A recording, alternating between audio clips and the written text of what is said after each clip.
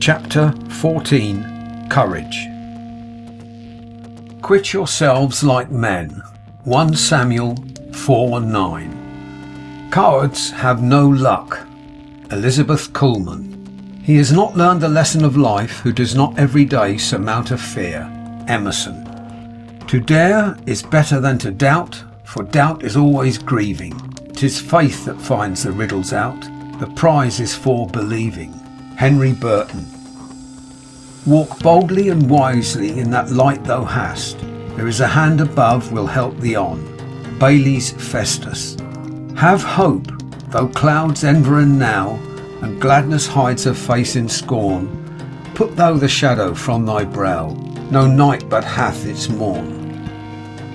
Our enemies are before us, exclaimed the Spartans at Thermopylae.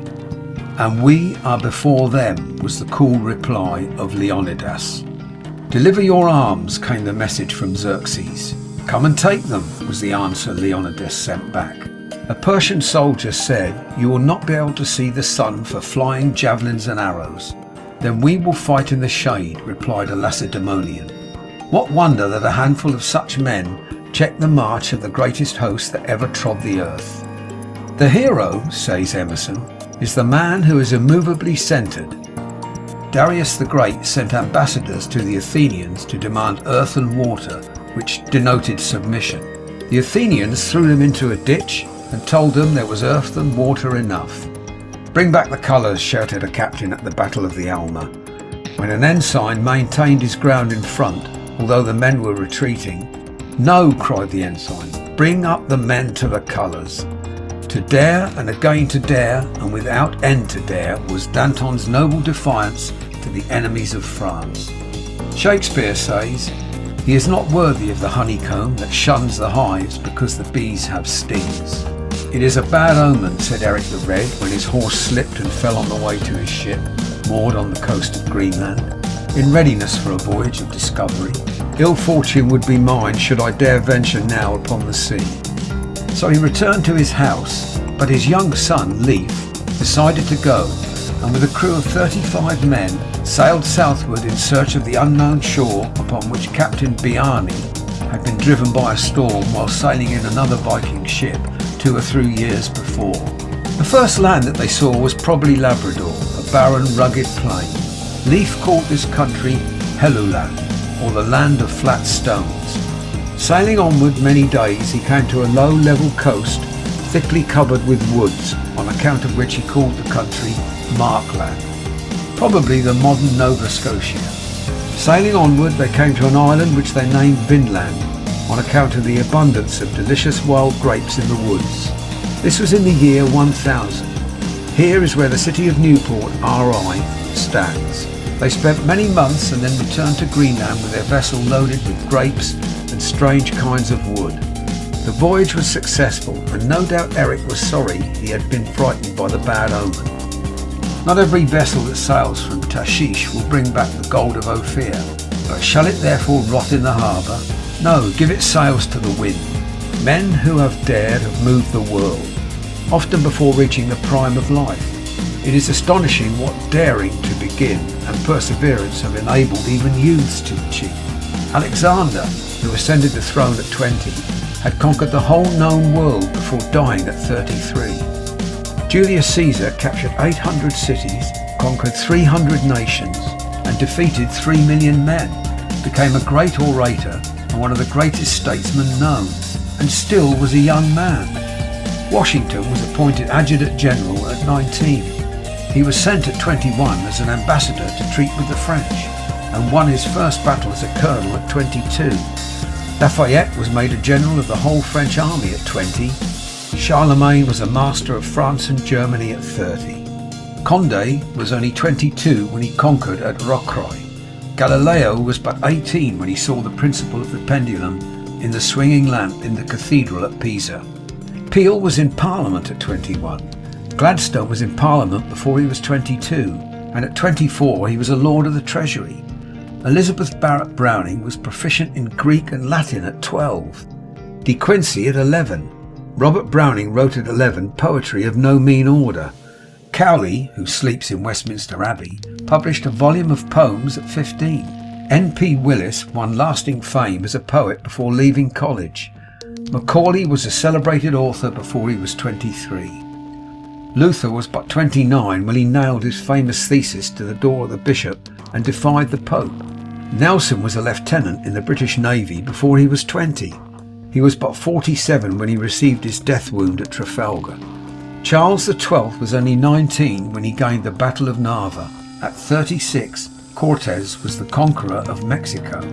At 32, Clive had established the British power in India. Hannibal, the greatest of military commanders, was only 30 when, at Cannae, he dealt an almost annihilating blow to the Republic of Rome. And Napoleon was only 27 when, on the plains of Italy, he outgeneraled and defeated, one after another, the veteran marshals of Austria. Equal courage and resolution are often shown by men who have passed the allotted time of life. Victor Hugo and Wellington were both in their prime after they had reached the age of 10. George Bancroft wrote some of his best historical work when he was 85. Gladstone ruled England with a strong hand at 84 and was a marvel of literary and scholarly ability. Your Grace has not the organ of animal courage largely developed, said a phrenologist who was examining Wellington's head.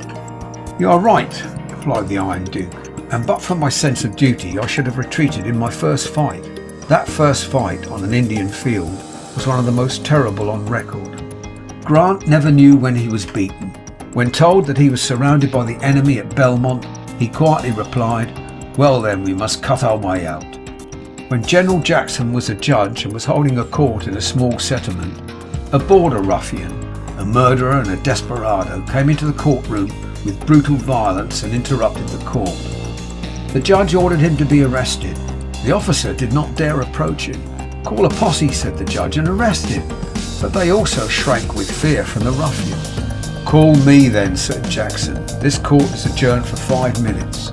He left the bench, walked straight up to the man, and with his eagle eye actually cowed the ruffian, who dropped his weapons, afterwards saying, "There was something in his eye I could not resist."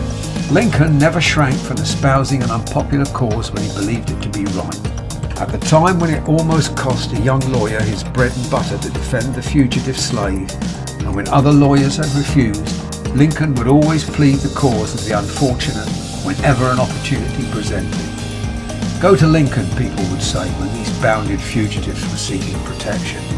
"He's not afraid of any cause if it's right."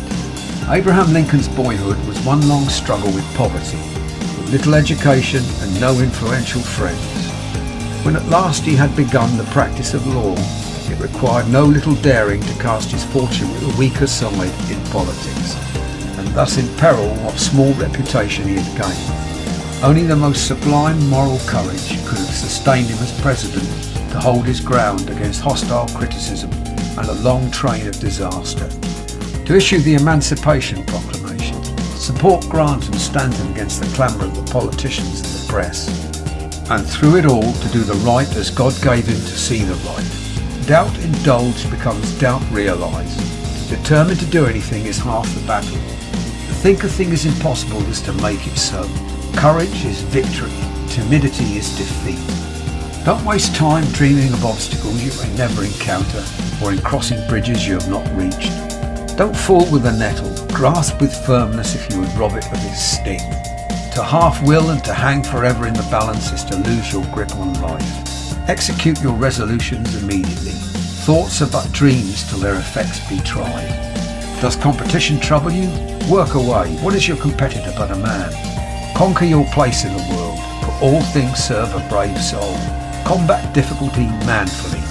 Sustain misfortune bravely. Endure poverty nobly. Encounter disappointment courageously. The influence of the brave man is a magnetism which creates an epidemic of noble zeal in all about him. Every day sends to the grave obscure men, who have only remained in obscurity because their timidity has prevented them from making a first effort, and who, if they could have been induced to begin, would in all probability have gone to great lengths in the career of usefulness and fame. No great deed is done, says George Eliot, by falterers who ask for certainty. A mouse that dwelt near the abode of a great magician was kept in such constant distress by its fear of a cat, that the magician, taking pity on it, turned it into a cat itself. Immediately it began to suffer from its fear of a dog, so the magician turned it into a dog. Then it began to suffer from fear of a tiger, and the magician turned it into a tiger. Then it began to suffer from its fear of huntsmen, and the magician in disgust said, "Be a mouse again. As you have only the heart of a mouse, it is impossible to help you by giving you the body of a nobler animal." And the poor creature again became a mouse. Young Commodore Oliver H. Perry, not 28 years old, was entrusted with the plan to gain control of Lake Erie. With great energy, Perry directed the construction of 9 ships carrying 54 guns and conquered Commodore Barclay, a veteran of European navies, with 6 vessels carrying 63 guns. Perry had no experience in naval battles before this.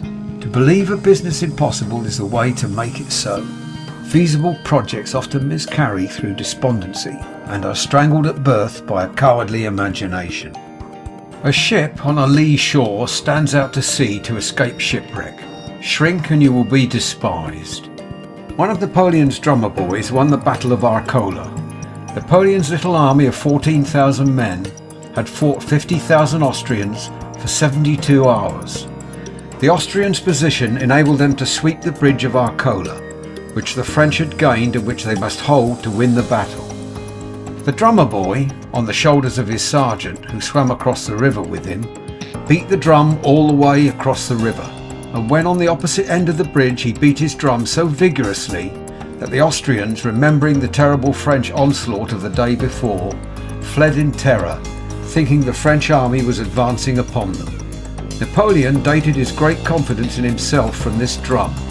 The boy's heroic act was represented in stone on the front of the Pantheon of Paris. 2 days before the Battle of Jena, Napoleon said, "My lads, you must not fear death. When soldiers brave death, they drive him into the enemy's ranks."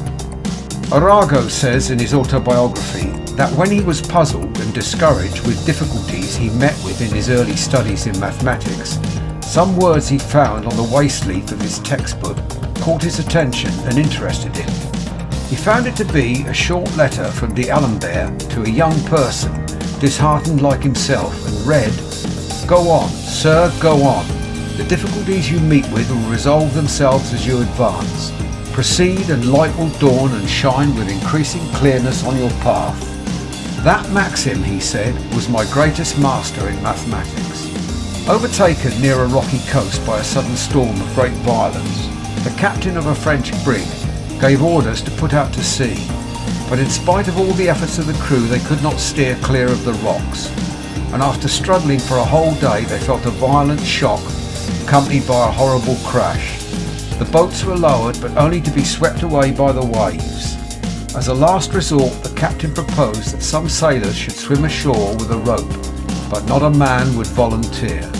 "Captain," said the 12-year-old little cabin boy Jacques timidly, "you don't wish to expose the lives of good sailors like these. It does not matter what becomes of a little cabin boy. Give me a ball of strong string which will unroll as I go on. Fasten one end around my body, and I promise you that within an hour the rope shall be well fastened to the shore, or I will perish in the attempt." Before anyone could stop him, he leapt overboard. His head was soon seen like a black point rising above the waves, and then it disappeared in the distance and mist, and but for the occasional pull upon the ball of cord, all would have thought him dead. At length it fell as if slackened, and the sailors looked at one another in silence, when a quick violent pull, followed by a second and a third, told that Jacques had reached the shore.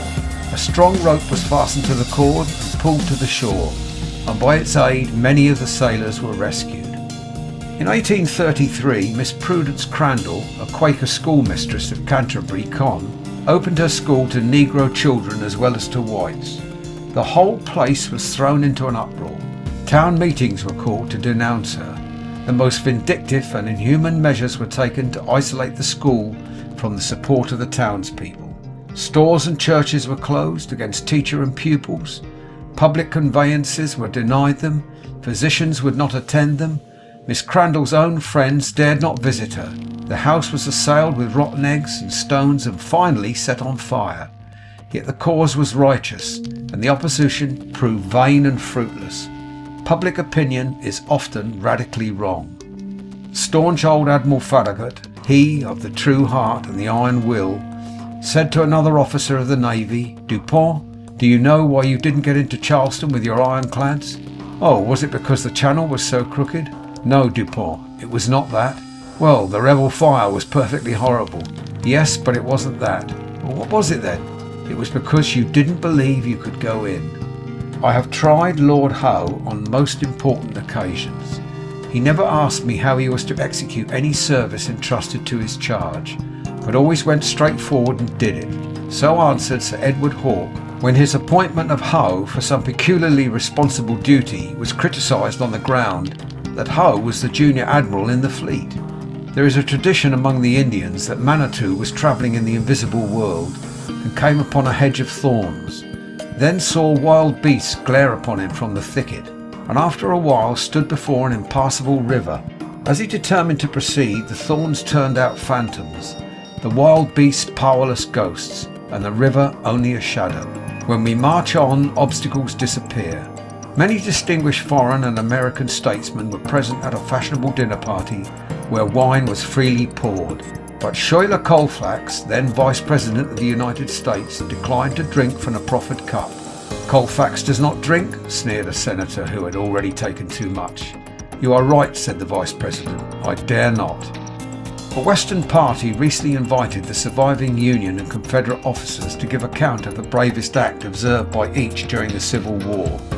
Colonel Thomas W. Higginson said that at a dinner at Beaufort, SC, where wine flowed freely and ribald jests were bandied, Dr. Minor, a slight boyish fellow who did not drink, was told that he could not go until he had drunk a toast, told a story, or sung a song. He replied, "I cannot sing, but I will give a toast, although I must drink it in water. It is our mothers." The men were so affected and ashamed that some took him by the hand and thanked him for displaying courage greater than that required to walk up to the mouth of a cannon. When Grant was in Houston several years ago, he was given a rousing reception. Naturally hospitable and naturally inclined to like a man of Grant's make-up, the Houstonites determined to go beyond any other southern city in the way of a banquet and other manifestations of their goodwill and hospitality. They made great preparations for the dinner, the committee taking great pains to have the finest wines that could be procured for the table at night. When the time came to serve the wine, the head waiter first went to Grant. Without a word, the general quietly turned down all the glasses at his plate. This movement was a great surprise to the Texans, but they were equal to the occasion. Without a single word being spoken, every man along the line of the long tables turned his glasses down, and there was not a drop of wine taken that night. Don't be like Uriah Heep, begging everybody's pardon for taking the liberty of being in the world. There is nothing attractive in timidity, nothing lovable in fear. Both are deformities and are repulsive. Manly courage is dignified and graceful. The worst manners in the world are those of persons conscious of being beneath their position and trying to conceal it or make up for it by style. It takes courage for a young man to stand firmly erect while others are bowing and fawning for praise and power. It takes courage to wear threadbare clothes while your comrades dress in broadcloth. It takes courage to remain in honest poverty when others grow rich by fraud.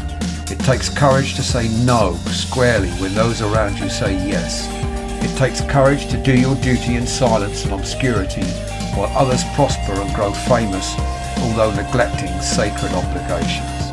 It takes courage to unmask your true self, to show your blemishes to a condemning world, and to pass for what you really are. End of chapter 14. She makes me mad.